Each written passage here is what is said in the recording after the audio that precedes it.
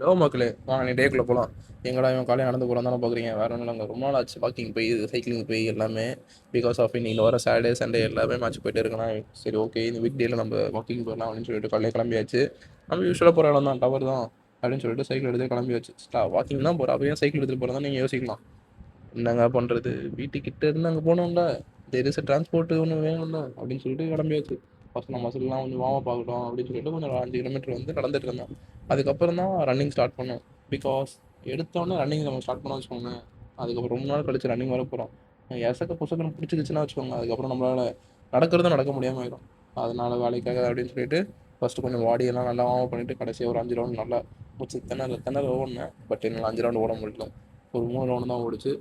சரி ஓகே இப்போ தானே வந்திருக்கோம் அப்படின்னு சொல்லிட்டு வீட்டுக்கு வந்துட்டு வேலையை ஆரம்பிச்சாச்சு. அப்பா வேலையை போட்டு தாளிச்சிட்டாங்க. ஒரு வாரம் புதுசாக ஒரு ஒர்க் பார்த்துட்டு இருந்தேன்னா என்னடா இது ஒன்றும் புரிய மாட்டேங்குது அப்படின்னு சொல்லிட்டு ரொம்ப மைண்ட் ஸ்ட்ரெஸ்ட் ஆயிடுச்சு. கெட்ட வார்த்தை பேசக்கூடாது அதனால். ஆனால் அது இதுன்னு பண்ணி பார்க்குறேன். ஓகே மீடியாவை இதோட சைன் ஆஃப் பண்ணுறேன் ஃப்ரெண்ட்ஸ்.